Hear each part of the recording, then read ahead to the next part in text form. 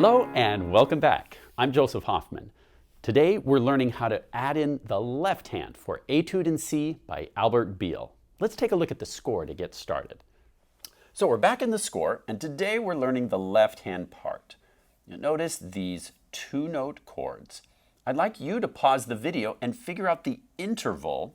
These we can call harmonic intervals. When two notes are played together at the same time, forms a harmonic interval. Let's do this first one together.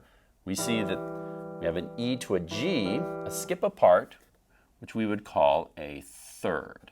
So in your own music at home, write a 3 next to that interval to know that it's a third.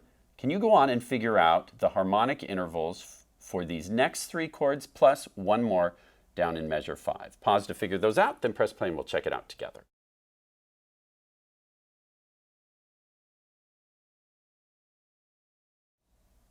Okay, this interval is a sixth from B to G. Then we have a fifth. Notice that the bottom note just stepped up, the top note stayed the same. So that reduced the interval from a sixth to a fifth. Bottom note steps up again, which gives us a fourth. Bottom note steps up again, which gives us a third. So sixth, fifth, fourth, third. That's what you got as well. Great job. Notice that this entire time, the left hand is playing whole notes. How many beats in a whole note? If you said 4, you're correct. So we'll count 1, 2, 3, 4, 1, 2, 3, 4, etc. Let's try to play this on the piano. All right, can you tell me the letter names for the first 2 notes the left hand plays? If you said E and G, you're correct. Here's my middle C, so we're just a little below that on these 2 notes. And what finger numbers should I be using to play these 2 notes? If you said 1 and 2, you're correct. It's written right in the music. Now, normally you might want to play this interval with a 1 and 3, but there's a good reason that the music is asking you to do a 1 and 2. So, as we're getting to these more advanced songs, I ask you to really trust the finger numbers you see. Sometimes it may not make total sense, but they're always there for a reason. Okay, so just trust it and follow them exactly as you see for now. We're going to use the finger 1 and 2, and we hold that for 4 beats. So let's try that. Go ahead and get your hand in position, and let's do it together. Go. 1, 2, 3, 4. Good. And now you'll see that the next interval is a sixth. Does the top note change? No. I think when you're going from chord to chord, always try and look and compare the 2 chords, compare the previous chord to the next one. And I can see that that top note didn't change. So I'm going to use that as my anchor. And then if I measure down a sixth from there, I know I've got a B on the bottom. And now that helps me realize why we started with a 1, 2, because my finger 5 is kind of already naturally falling on that B. Okay, so let's try putting those 2 intervals together. Can you play this with me? Go. 1, 2, 3, 4. Down to the sixth. 1, 2, 3, 4. Good. Now you'll see that the next interval is a fifth. The top note once again stays the same. That G is going to repeat. So to make the fifth, we've got to step up the bottom note. And since my finger 4 is there, I'll use finger 4. But then you'll see this funny little symbol, a 4-5. That, my friend, is a very fancy and advanced fingering technique, which is called a finger substitution. What you're going to do when you see something like that is you play it with the 4, and then you're going to substitute, without letting go of the note, your finger 5. Did you see how I did that? Without letting go of this note, I actually changed from a finger 4 to a finger 5.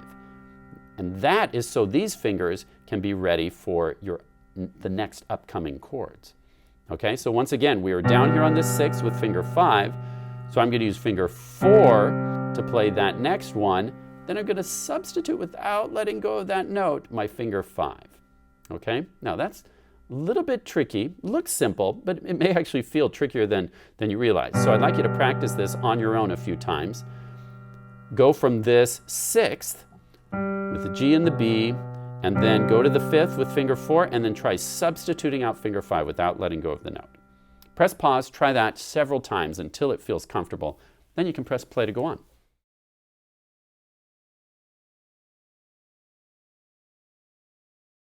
Okay, so after you've done that finger substitution, let's look at the next chord. We see that we've got a fourth. Once again, our top note is our anchor. That one repeats. So we just have to step up to D and G.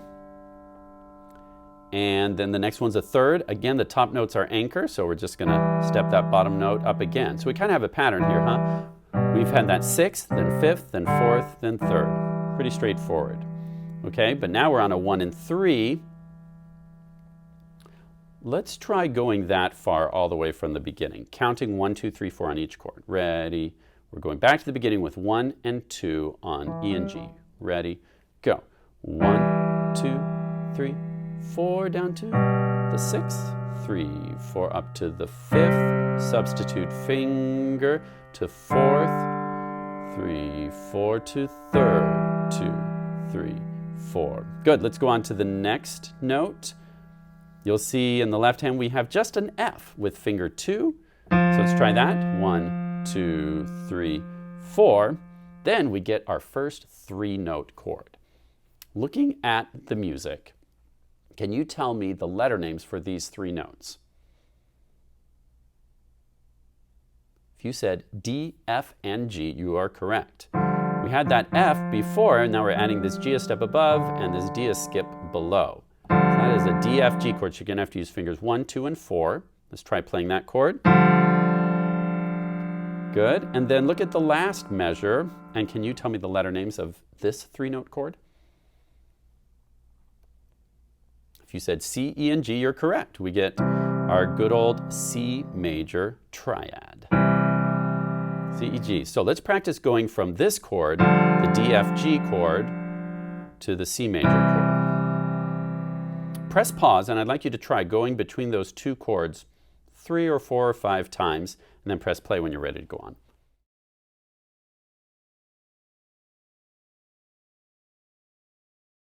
Now I'm going to show you an advanced technique that will help your chords sound really legato when you play from chord to chord. Whenever you play 2 chords in a row, a lot of times you're going to lift up all the keys that you were playing before and then just restrike the keys together for your next chord. But that makes it not legato. If you lift up both keys, it breaks the sound for a second. It gives you silence for that moment that you lift. So if I'm lifting both of these and then playing my next chord, you can't call that a legato sound. Well, there is a way to make a chord to chord sound legato. The trick is you have to find which note repeats. And in this case, it's always the G. So I do have to lift that one up, because if you don't lift it up, you can't play it again. But the E is not going to repeat, so I can keep holding that one down until the last possible moment when I play the B. So you see how I did that? I'm going to hold 1, 2, 3, and then on beat 4, I'm going to cheat by lifting up this G so it's ready to repeat, but I'm not going to let go of this E. And then when I play the next chord, that's when I can let go, and that gives me a legato sound. Can you hear the difference? Here is the wrong way, not legato. 1, 2, 3, lift, chord. So on that lift, I lost my sound and I broke the legato. But if I only lift the G on beat 4, 1, 2, 3, 4, see, that gave me a legato sound because I was still holding the E. And then I could do that on the next one too. So when I'm holding this chord down, once again, since the G repeats, I have to lift that one on beat 4, but hold down the B, and then together I can play the next chord, substitute. Once again, lift the G, next chord, lift the G, but hold the D. Do you hear the difference? Here's legato. So I have to lift that G early. Lift, but not here. Lift only the G. If I lift both, it sounds like this. Big difference because it's not legato. So again, this is a little bit advanced. The trick is to always lift the note that's repeating, but not the other note, which isn't repeating, and then you can get a legato sound from chord to chord, which will really help give this etude the right sound. Remember, this is an etude. It's not meant to be easy. So challenge yourself and see if you can get that kind of legato finger technique. I'd like you to press pause, practice through the entire left-hand part. You can always download the sheet music from our website and try that on your own a few times, then press play when you're ready to try it with me.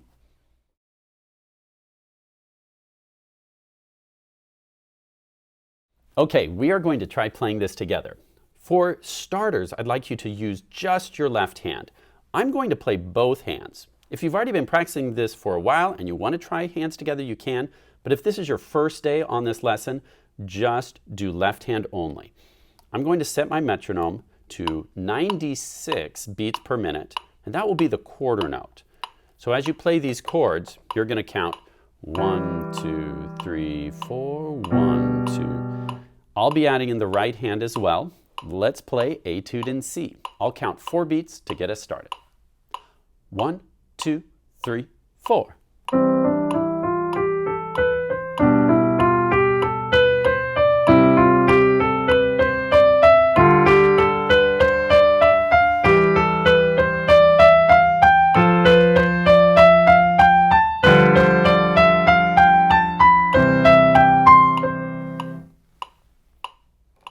Once you feel like you have the left hand mastered, feel free to try adding in the right hand.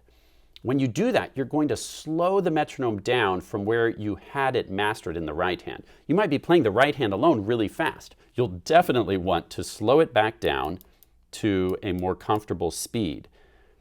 Maybe at first, you'll just be doing, say, 168, 1 note per click. Then eventually you'll get it up to 200, 1 note per click, which means you can set it back to 100, 2 notes per click, and then gradually speed it up to your final speed of 126 as the quarter note, which means you'll be playing the right hand 2 notes per metronome click.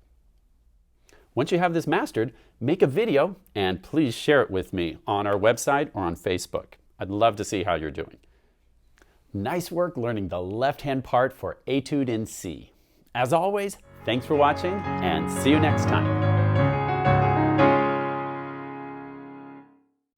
Squeak, squeak, squeak, squeak, squawk, squawk, squawk, squawk. Squeak, squeak, squeak, squeak, squawk, squawk, squawk, squawk. Squeak, squeak, squeak, squeak, squawk, squawk, squawk, squawk. Squeak, squeak.